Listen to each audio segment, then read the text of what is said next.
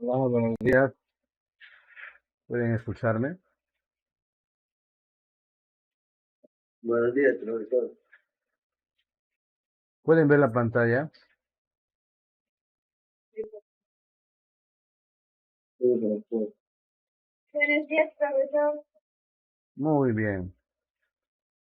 Por ahí escucho que están de unas ganas. Supongo que se han desvelado por la lluvia. Bien, en la sesión anterior más que desarrollar la sesión, hemos visto la parte introductoria, hemos invertido tiempo en presentarles la estructura del curso, qué cosas debemos enviar, ¿no? ¿Qué es lo que se califica? ¿Cómo voy a ser promovido en el curso? ¿Qué actividades debemos realizar en Blackboard? ¿Correcto? Entonces, si no han estado presentes en esa sesión, les invito a ver el video. Allí está toda la sesión grabada para que ustedes puedan darse por enterados. Bien, vamos entonces a iniciar la, la sesión con la unidad número 1, referente al Sistema Internacional de Unidades, ¿no? Vamos a el material. Ahí está, ¿no? Medición y unidades del sistema internacional, ¿correcto? Entonces, a medida pues que la humanidad pues iba evolucionando, o sea que pasamos de este tipo de, ¿no? de personas, ¿no?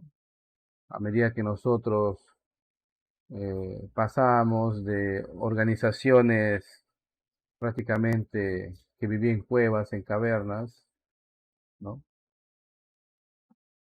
Así como acá, y íbamos formando sociedades, ¿no?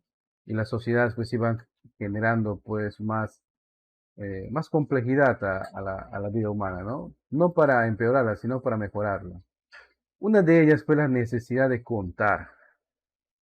Entonces, cuando ya empezamos a domesticar a nuestros animales, tendríamos que tener la forma de contar. ¿Para qué? Para poder saber cuántos animales estoy dejando en la parcela cuando me estoy de repente yendo a dormir y cuántos debo encontrar o cuántos debo intercambiar para poder, por ejemplo, que me den unas piedras, un arco, una flecha, una lanza. Entonces iba evolucionando la necesidad y respondíamos creando instrumentos de medición. Inicialmente pues eran de corte anatómico, ¿no? Utilizábamos, incluso hasta ahora utilizábamos los deditos para poder sumar, ¿no? Para poder contar, hacer conteos. Luego pues la humanidad iba evolucionando a tal forma de que ya ahora, a nuestro día, por ejemplo, para hacer mediciones, disponemos de distintos tipos de instrumentos, ¿sí? Para medir. Y pues se ha perfeccionado una técnica, una ciencia, no más que ciencia, es una técnica que es la metrología, ¿sí? Que son una serie de pasos que se deben de seguir, estandarizados estos, para garantizar que se haga una correcta aproximación científica de lo que se quiere medir.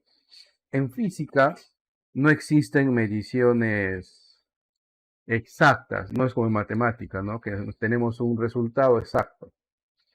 No, en física tenemos aproximaciones y cuanto más aproximado sea nuestra medida, cuanto menos error o margen de error nos marque un instrumento, pues mejor será nuestra precisión. Entonces, en el mundo real no tenemos realmente un instrumento de medición que nos dé al 100% la certeza de que esa es la medida. Podemos acercarnos, sí, al 90%, 99,9%, pero al 100% complicado, ¿no? ¿Por qué? Porque todos los instrumentos de medición siempre tienen o manejan un margen de error. Para eso debemos tener pues un control. El control del antes, el control durante y el control después de la medición, ¿no? Vamos a ponerles un caso. Voy a compartirles dos instrumentos de medición, ¿ya? Acá tenemos el primero, seguramente lo deben conocer, que normalmente usan los sastres o lo que acá llamamos costureras, ¿no? A ver, ahí está. Y este otro instrumento de medición que también lo deben conocer, habrán visto pues que los carpinteros, albañiles y distintas disciplinas se lo utilizan, ¿no? Ahí tenemos dos instrumentos de medición orientados a distintas tareas, porque normalmente esta es la primera que ustedes ven acá. ¿Saben qué nombre tiene? ¿O nunca lo han visto?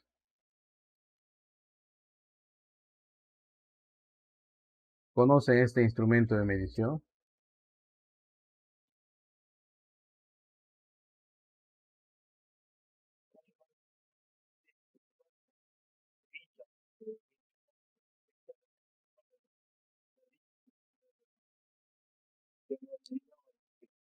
Ya, el compañero hace referencia a esto, ¿verdad? Esto es lo que llaman pues los carpinteros, los albañiles, los ebanistas. En la casa no debe faltar una wincha de medición, que está construido de láminas de acero, bañado pues con un material antioxidante y tiene una graduación en milímetros y también tienen pulgadas. Bien, me refería a esto. Bueno, si no conocen esto, pues lo conocen como la cinta métrica, ¿no? Se llama así porque normalmente mide 1 metro. Y generalmente utilizan esto, pues los... Correcto, justamente es eso, eh, no veo tu nombre. Entonces, normalmente se utilizan los sastres, las costureras que llamamos, ¿no? Pero, por ejemplo, debemos tener un control para poder, primero, tener la certeza que estamos haciendo una medición que no tenga mucho margen de error. ¿A qué me refiero? El control antes de la medición, verificar de que este instrumento de medición no presente mucha elongación, o sea, no esté estirado, porque generalmente es de material de plástico. Y como es de material de plástico, fácilmente tiende a estirarse y obviamente eso va a incrementar su margen de error. Durante la medición, cómo se tiene que medir y después de la medición, cómo se tiene que cuidar el instrumento de medición para poder utilizarlo nuevamente. No estar sometido pues a mucha temperatura, no estarlo pues cortándolo, etcétera. Que es distinto, por ejemplo, a esto, a la wincha que le conocen, ¿no? Generalmente eso soporta golpes, caídas, como es del material de acero, no tanto se estira, pero también tiene sus cuidados, como por ejemplo, eh, la temperatura puede dilatar el material y puede alterar la medida. O sea, si utilizas este material, no es lo mismo medir, por ejemplo, en Cerro de Pasco a menos 10 grados centígrados, que medirlo acá en la Amazonía en un mediodía de un día caluroso, 36 grados en la sombra. ¿Qué va a pasar? El metal se va a dilatar. Entonces, no, a pesar de medir lo mismo, o que intentar medir el mismo objeto, obtendríamos una variación significativa. Eh, y cada instrumento de medición siempre tiene su margen de error. O sea, tiene un margen de error que siempre se escribe así y está en porcentajes. Por lo general es más o menos 5%, ¿no? O algunos se aproximan al 2,5%, incluso hay menos, ¿no? Todos los instrumentos de medición deben cumplir estándares internacionales. O sea, si usted va a ser profesional en algún tipo de una profesión, va a utilizar instrumentos de medición, ¿correcto? O de repente, o cosas que no tienen que faltar en la casa, ¿no? Eh, un multitester o multímetro, por ejemplo, ¿no? Eh, una cinta métrica o de repente una wincha. Y estos objetos, estas herramientas, estos instrumentos de medición, tienen que tener certificaciones. O sea, que una institución internacionalmente conocida certifica que el proceso de creación, ¿ya?, de creación de ese instrumento ha sido cumpliendo todas las normas y que garantiza una correcta medida. Eso nos garantiza a nosotros que cuando vayamos a la ferretería a comprar una vincha, o cuando vayamos a una librería a comprar una regla de 30 centímetros que normalmente venden en las librerías, ¿no? Eh, Obtengamos las mismas dimensiones que, por ejemplo, una persona que salga, digamos, en China a una ferretería a comprar lo mismo. Eso nos garantiza, nos estandariza. Una de estas organizaciones creadas para velar el correcto funcionamiento de, de las medidas, de las estandarizaciones de las medidas, ¿ya? A ver, ¿dónde está? Acá lo tenía. Ahí está. Es la Conferencia General de Pesas y Medidas, ¿no? Con sede en Francia. Eh, el Perú, por ejemplo, está adscrito a esta organización que genera estándares de medidas. Ahí, por ejemplo, se guarda o se guardaba el kilogramo, ¿sí? O el patrón del kilogramo. Ahí también se guardaba el patrón del metro. ¿Para qué? Para que todas las naciones podrían tener y se puedan utilizar los mismos parámetros de medición. Imagínense ustedes de que acá en el Perú se utiliza el parámetro de medición, vamos a poner, no sé, un palito, ¿no? Este palito es el parámetro de medición en el Perú, pero en otros países sea pues, digamos, una rama. Por citar un ejemplo. Entonces, tendríamos dificultades al momento de comercializar entre nosotros, ¿verdad? Por eso es que se crean estos parámetros. Cada cierto periodo de tiempo, esta organización se va reuniendo y va mejorando algunos estándares. De esta organización nace el Sistema Internacional de Unidades. El Sistema Internacional de Unidades, ¿no? Define las magnitudes que nosotros vamos a medir. A ver, ¿qué es una magnitud? Es una representación o es la intención que tenemos nosotros de representar y de medir algo, un fenómeno en la naturaleza. Normalmente estas medidas deben tener unidades y deben tener un número. Por ejemplo, la longitud.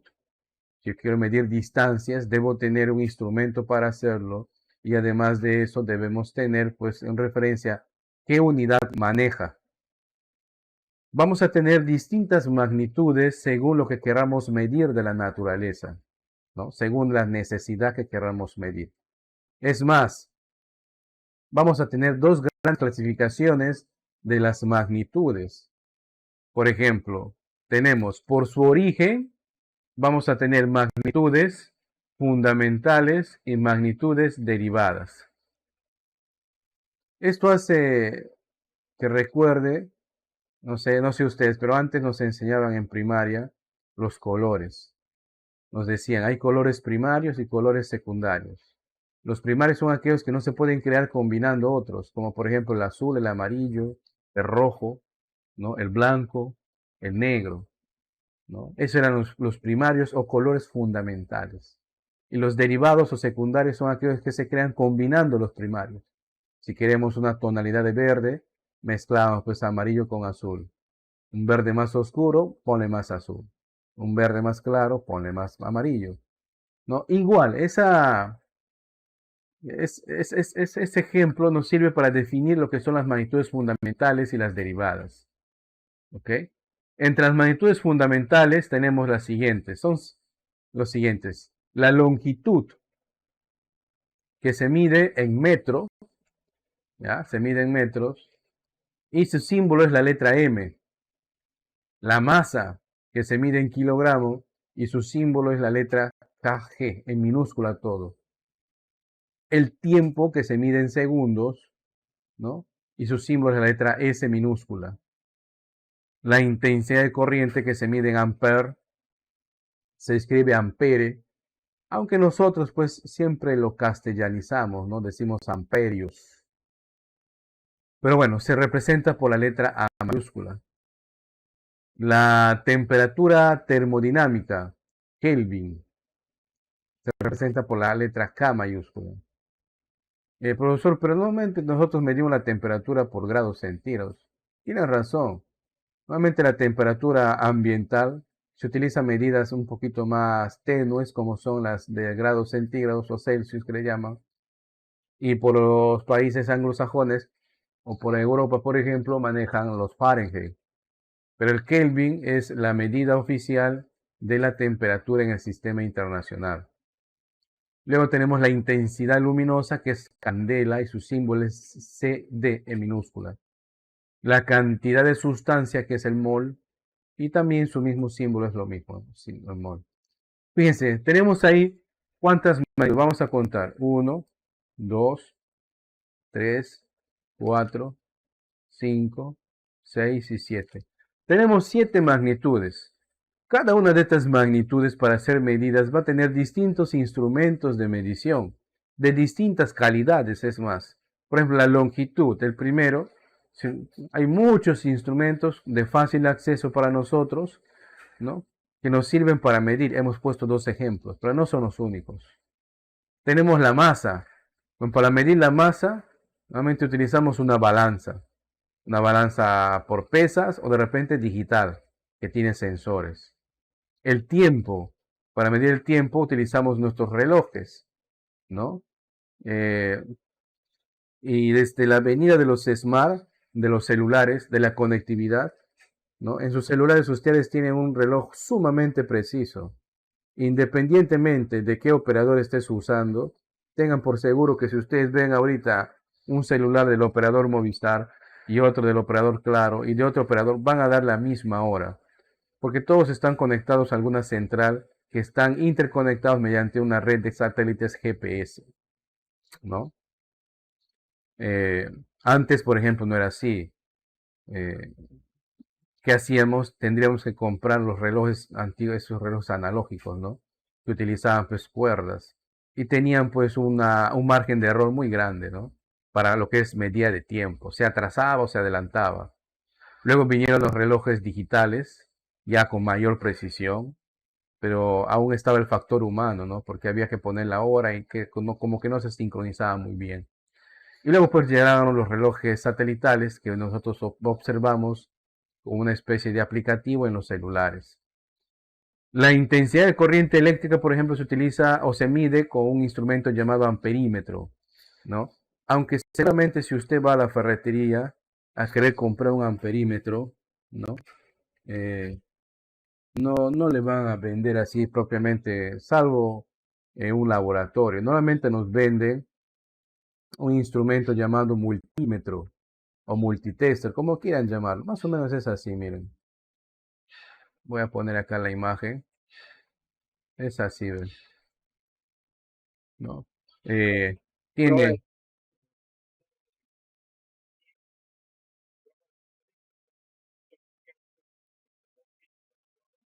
correcto, claro. Bien. Pero la fuerza o la diferencial de potencial que hace referencia, que es el volts o voltios, no es una magnitud fundamental, ¿ya? Es una magnitud derivada. Pero bueno, fíjense, ya tenemos un instrumento que normalmente le van a llamar multímetro o multitester. O sea, puede hacer muchas pruebas. Entre ellas, fíjense acá. Acá tenemos para medir amperaje, resistencias, voltios, ¿no? O fuerza, voltaje en corriente alterna. Algunos vienen para medir también, por ejemplo, temperaturas. Otros vienen para medir también la intensidad del sonido, etcétera. ¿Sí? Entonces, este es un instrumento para que nos ayude a esa medición. Ahora, de estos, pues, como les decía, hay distintas calidades. Siempre hay que buscar, si nos vamos, por ejemplo, a dedicar a un oficio o a realizar tareas donde se utilizan estos instrumentos, siempre es bueno invertir en instrumentos de muy alta calidad, porque eso va a garantizar que nuestros trabajos, pues, tengan garantía. Porque si usted busca su equivalente más baratito, ¿no? Que proviene de ahí del oriente, ¿no? Más o menos para algo como esto, ¿correcto? Pues lo que puede pasar es que como no tienes la certeza de que han sido creados cumpliendo estándares de calidad, pues de repente da una medida que no es correcta y en base a eso tomas una decisión y terminas pues haciendo un mal trabajo, ¿no? Por eso es bueno siempre invertir en estos instrumentos de medición de calidad, que dure. Bueno, y así sucesivamente vamos a tener varias magnitudes y cada una de ellas va a tener sus distintos instrumentos de medición. Ahora, profe, vamos a verlas todos, independientemente en qué profesión, en qué carrera estés, utilizarás uno u otro instrumento, ¿ya? Siempre va orientado a tu profesión. Bien, y luego pues tenemos las magnitudes derivadas. Como su nombre dice, derivan de dos o más magnitudes fundamentales. Son un montón en realidad, ¿ya? Tenemos la fuerza, la presión, la frecuencia, el trabajo, hay un montón. Y aquí hay algunas, por ejemplo, conocidas, miren, ¿ah? La velocidad, la velocidad. Antes de pisar aulas o antes de matricularte en una institución de formación superior, seguramente ustedes se han utilizado esta palabra. Oye, ¿a qué velocidad te ibas? Y justamente la velocidad es una magnitud derivada, porque utiliza la longitud y el tiempo. Instrumentos para medir velocidad hay varias. Entre ellas, cuando usted compra una moto normalmente nueva, tiene ahí un instrumento de relojería analógico, ¿no? Que tiene pues una aguja que mide o aproxima el valor de la velocidad de la moto, ¿no? Tiene un margen de error muy amplio. Luego tenemos también, hay motos que ya vienen con medidores digitales, ¿no? Que no es analógico, sino tiene un sensor de movimiento y en base a eso va ejecutando un cálculo y te aproxima la velocidad a la cual está haciendo. También hay otros países donde tienen una especie de... Perdón, no la entendí.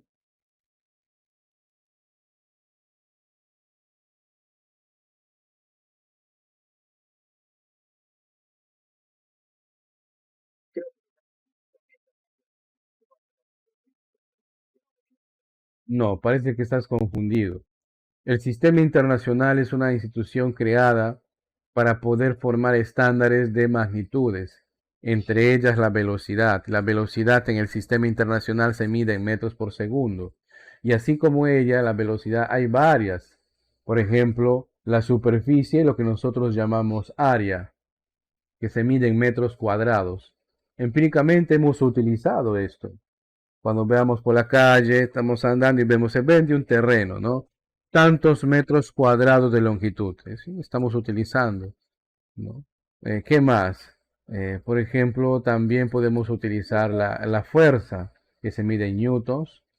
Generalmente no se mide, no tanto utilizamos en newtons acá, pero sí en kilopondios o kilogramos fuerza. El kilogramos fuerza sí es muy utilizado, porque cuando ustedes van a la bodega, y piden un kilo de arroz, realmente es un kilogramo fuerza de arroz, ¿sí? Porque lo que la balanza mide es el peso, no la masa, ¿no? O también, por ejemplo, la potencia, ¿no? La potencia. Vas a comprarte, no sé, un motor generador, vas a comprarte un ventilador, siempre ves la potencia. ¿Qué potencia es de tantos watts? Ah, muy bien, eso me la llevo. Entonces, estas son las magnitudes fundamentales y las derivadas. Pero existen otras más, ¿no? Estos son por su origen. Pero existen las magnitudes también subdivididas en por su naturaleza. Por su naturaleza, las magnitudes pueden ser escalares o vectoriales. ¿Qué significa escalares? Que solo basta medir y ya está. O sea, no necesitas más datos, solamente el instrumento de medición, efectuar tu medida y listo. Por ejemplo, la longitud, ¿no? ¿Cuánto mide esa mesa de largo? Ah, muy bien, mide 2 metros. ¿Qué temperatura estamos? Ah, estamos a 30 grados centígrados, ¿no? Y etcétera. No necesitas nada más que el número y su magnitud. Eso es todo. En cambio, las magnitudes vectoriales, aparte de necesitar un valor numérico, una magnitud, también necesita otros valores que se conocen como los elementos de un vector. O sea, en un plano cartesiano podemos buscar el vector de la velocidad, ¿no? Y ese vector va a tener un origen, va a tener un sentido, va a tener una dirección, ¿no? Va a tener un módulo, valor, o sea, aparte de medir la velocidad, vamos a tener otras medidas adicionales, ¿no? Para referenciar esa magnitud. Entonces, a esas magnitudes que aparte del valor numérico, aparte de la magnitud que se le asigna, necesitas otros valores como su dirección, su sentido, su origen. Esas son magnitudes vectoriales. En su momento, cuando llegamos a las unidades de estática, ¿no? Vamos a ver más sobre magnitudes vectoriales. Muy bien. ¿Hasta aquí alguna pregunta?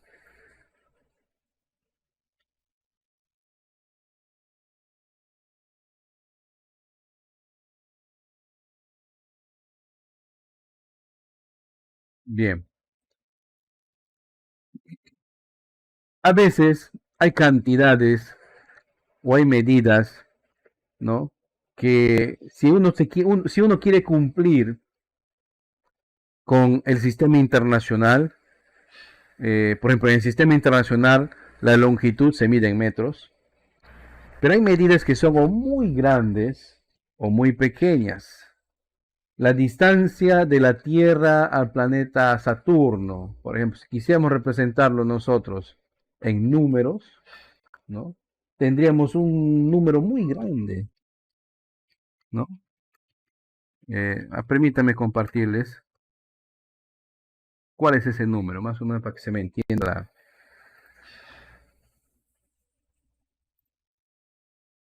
Ahí está, fíjense en esta imagen. Esa es la distancia del planeta Tierra a nuestro Sol. Un número grande, ¿verdad? Y eso que ahí le han puesto en kilómetros, ¿no? O de repente la medida, ¿no? de un virus, ¿no? La medida, por ejemplo, de las partes de un virus. Entonces es un número muy, pero muy pequeño, extremadamente pequeño, que si nosotros quisiéramos escribirlo utilizando la notación normal del sistema internacional, pues tendríamos un número con muchos decimales. ¿Qué hacer entonces para evitarnos tener o números muy grandes o muy pequeños? Utilizar la base 10, para ser más preciso, la potencia de la base 10, que nos va a permitir resumir esos números. Y quizás ustedes empíricamente ya lo estén usando. Por ejemplo, los múltiplos de la base 10 son estas, ¿no? 10 a la 1 deca, 10 a la 2 hecto, 10 a la 3 kilo. Y a partir de acá aumentan de 3 en 3. 10 a la 3 mega, 10 a la 6 giga, 10 a la 9, 10 a la 9 giga, 10 a la 12 tera, ¿no? 10 a la 15 peta, y así va creciendo. O de repente queremos representar cantidades numéricas muy pequeñas, también tenemos los prefijos para cantidades pequeñas, ¿no? 10 a la menos 1 deci, 10 a la menos 2 centi, 10 a la menos 3 mili, y acá, a partir de acá va decreciendo de 3 en 3. 10 a la menos 6 micro, ¿no? Microscopio, micrómetro, ¿no? Entonces, ¿qué se hace para eso? Se agregan símbolos, ¿no? Seguramente ustedes habrán escuchado, habrán tenido un diálogo con algún amigo o familiar donde te diga, ya tengo la última película de Spider-Man, ¿no? En Full HD, ya pásame. Nuevamente pregunta, ¿y cuánto pesa? ¿Qué tamaño tiene? ¿No? 2 gigas, dicen, ¿no? 3 gigas, 4 gigas, 5 gigas. Y realmente lo que estamos hablando es gigabyte. Estamos utilizando la medida de el prefijo de giga, que es 10 elevado al exponente 9, y le agregas la magnitud que estás midiendo, gigabyte. También pasa lo mismo con la distancia, con el prefijo kilo, ¿no? La distancia de Iquitos a Nauta, más de 100 kilómetros decimos, ¿no? Son 1000 metros, ¿cierto? O vamos a sembrar, no sé, por ejemplo, en la parte agrícola se utiliza bastante las medidas de esto, miren, del hecto. Quizás nunca han escuchado, pero cuando van a hacer una parcela, ¿no? Dicen, vamos a hacer una peonada, vamos a sembrar unas 3 hectáreas de plátano. Hectáreas, viene de esto, de hectómetro, 10 a la 2, de 100%, ¿correcto? 100% una hectárea. Bueno, teóricamente, porque ustedes saben pues que la Tierra exactamente quizás por acá no es tan plana, ¿verdad? Tiene ciertas depresiones que van alterando las medidas, ¿no? Por ejemplo, nuestro sistema monetario está preparado para trabajar con 2 decimales. Por eso decimos céntimos, centi, ¿cierto? Céntimos. O como vimos la cinta métrica, ¿verdad? Está graduado en centímetros, ¿cierto? Centímetros. O si hay medidas más pequeñas, milímetros, mili, 10 a la menos 3. Y si aún hay medidas más pequeñas, por ejemplo en laboratorio para ver la célula, utilizan el microscopio, de micra, 10 a la menos 6. Y si aún hay medidas más pequeñas, por ejemplo, la litografía de los procesadores, de los equipos de cómputo, trabajan ahora en nanómetros, nano, 10 a la menos 9. Extremadamente pequeño, ¿no? 10 a la menos 9. Físicamente no podríamos verlo. Es muy, pero muy, pero muy pequeño. Pero en esas medidas se crea la tecnología ahora, fíjense, ¿no? ¿Hasta dónde avanzaríamos? Pues no lo sé. Las siguientes generaciones, pues vamos a ver de repente algún día sus nietos o bisnietos que llegamos a la, ¿no? Psicotecnología 10 a la menos 12, 1000 veces más pequeño de ahora, ¿no? Quizás en ese momento se creen microrobots que puedan curar las enfermedades, ¿no? Que ahora pues son muy mortales. Pero bueno, entonces, resumiendo, en el sistema internacional de unidades, cuando se quiere utilizar medidas estándares, a veces el número es muy grande o muy pequeño. Entonces, para eso se utilizan los prefijos de la base 10, ¿no? Que se simbolizan, tienen símbolos. Y empíricamente, como les dije en los ejemplos, ya se iban usando, ¿no? Kilómetro, los gigas de las películas, ¿no? Los milímetros de las medidas que nosotros a veces hacemos, ¿correcto? Entonces, de eso se basa el sistema internacional. Ahora, el Perú forma parte de esa organización con sede en Francia. En el Perú oficialmente nosotros estamos bajo la tutela del sistema internacional. Pero en realidad nosotros utilizamos 2 sistemas. Uno es el sistema internacional y el otro es el sistema inglés o imperial, ¿no? En el sistema inglés o imperial creado obviamente en Inglaterra, que lo utilizan los países que han sido ex colonias, ¿no? Como Estados Unidos, Canadá, ¿qué más? Eh, eh, hay otro caso, Australia, ¿verdad? Entonces, ustedes saben que en esos países eh, tenían gobernantes, ¿no? Si ustedes han visto la películas, han visto eh, series, han visto que había reyes, ¿no? Entonces, si ustedes se ubican en la Edad Media, ¿no? No había pues como ahora ferreterías o librerías o lugares donde vendan instrumentos de medición. Entonces, ¿qué se hacía? Se tomaba la anatomía, ¿no? Que generalmente era la anatomía del gobernante de turno, del rey, ¿no? De tal forma que, por ejemplo, miren esta imagen, de tal forma que, ¿no? La distancia que hay no, desde el dedo, del pulgar, hasta acá, él se llamaba pulgada, ¿no? Desde la mitad del codo hasta la otra mano era una yarda, ¿no? Del talón hasta la punta del dedo era el pie. Entonces, en el sistema inglés se han quedado con estos estándares. Obviamente ya hay una medida fija, ¿no? Pero nace desde ahí, de las medidas anatómicas de los gobernantes de ese momento.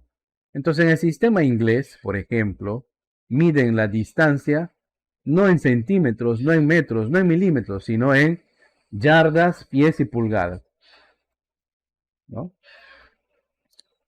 Y aquí en el Perú tenemos una dualidad de esas, o sea, querramos o no, utilizamos esas medidas, ¿no? Fíjense, un ejemplo, si quieres lavar constantemente tu moto en la casa, entonces piensas, voy a comprar mi manguera para poder jalar desde mi grifo hasta donde quiero lavar mi moto, pues parece una inversión, ¿no?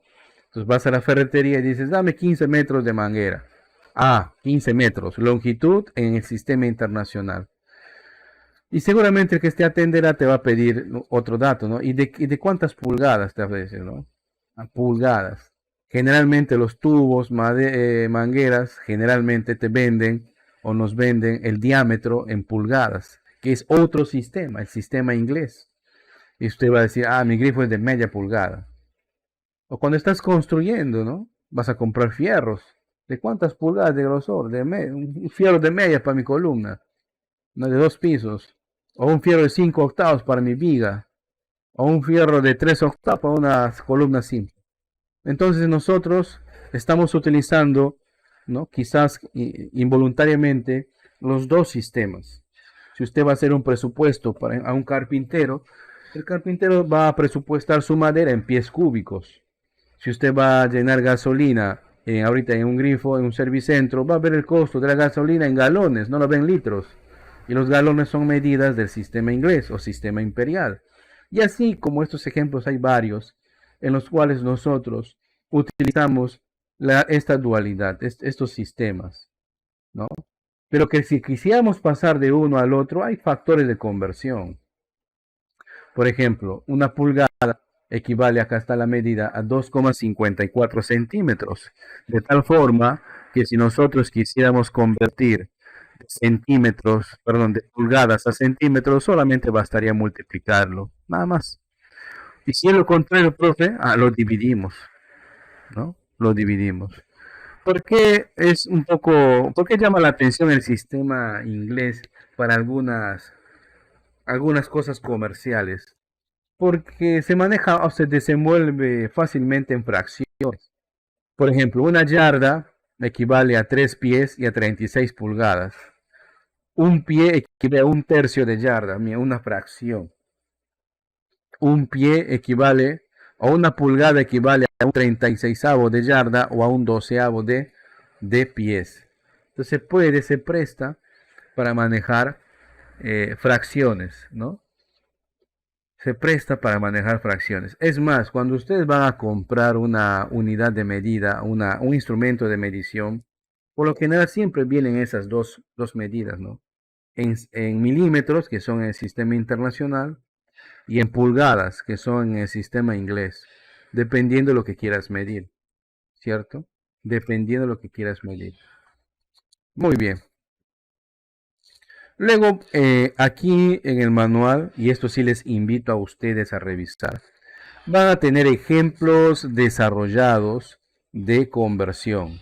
Lo revisan, por favor, esto, miren. Hay como 6 ejemplos desarrollados de conversión. Hay 6 de ellos. También hay ejemplos de regla graduada. También lo revisan, ¿ya? Donde acá van a aplicar algunos conceptos previos de fracciones, o sea, en matemática. ¿Ya? Y bueno, eso sería toda la unidad. Después de leer ustedes esta unidad, ojo, miren, en esta semana, después de dar una lectura adicional a la unidad, después de revisar, si ustedes desean el video de la sesión, van a ir a su manual, a su Blackboard, y en el Blackboard nos ubicamos en la unidad número 1 y ingresamos al test calificado 1. Profe, hoy día, ahorita mismo, no, en esta semana, ¿ya? Cuando usted se sienta listo para rendir esta evaluación. Si usted no ha leído el manual, yo recomiendo que le dé una lectura. Checa nuevamente el video, porque el video siempre va a quedar grabado, ¿ya? Y una vez hecho eso, ya aborde y haga su test de evaluación. Yo recomiendo que haga su evaluación en un lugar, en un momento en el cual no vas a tener interrupciones. ¿A qué me refiero con interrupciones? O sea, que por ejemplo el internet no esté saturado, que no te estén molestando o de repente consultando constantemente porque te va eso a desconcentrar. Entonces, por lo general yo recomiendo dar estas evaluaciones o muy tempranito o tardecito, ¿no? 1 de la mañana o medianoche, cuando el internet está más rápido. O como yo siempre, yo madrugo a descargar, a revisar actividades 4 de la mañana porque es más rápido, ¿no? Y si en el primer intento ustedes obtienen una nota y esa nota no les satisface, o sea, por ejemplo, obtienen 11 y dices, no, yo sé más, no, esa nota no representa lo que yo sé. Entonces vas a tener tres chances, tres oportunidades, ¿no? A la primera de repente no tienes la nota que deseas, más o menos, ya más o menos intuyes en qué posiblemente has fallado, vuelves a revisar tu material y al día siguiente, ojo, al día siguiente das tu segunda opción, tu segundo repechaje. Profe, ¿por qué al día siguiente? ¿No se puede hacer de inmediato? Sí, se puede hacer de inmediato, pero recomiendo no abordar, o sea, no quemar sus opciones de dar nuevamente sus evaluaciones de inmediato, porque así estás caliente, caliente, con la cabeza caliente, y de repente así no te vas a dar cuenta, o todavía no vas a llegar a ver cuál ha sido tu error. Ya con el tiempo, un día más, vas pensando, masticando la idea, y te das cuenta, aquí he fallado, mira, no era así, ¿correcto? Y si en la segunda oportunidad tampoco tienes una nota que te satisface, de repente obtienes 14, en la tercera obtienes 16 o 18 o 20, entonces lo que va a hacer Blackboard lo que hace es tomar justamente la mayor evaluación de esas tres, ¿sí? La mayor evaluación de esos tres, ¿ok? Entonces, en esta semana, la actividad que les pido desarrollar es el test calificado 1. Son 5, les adelanto, son 5 preguntas, 4 de ellas teóricas, ¿no?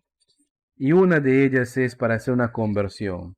Coincidentemente, muy, pero muy parecido a lo que está explicado en el manual, en el ejemplo. ¿Ya? Muy bien. ¿Alguna consulta hasta acá?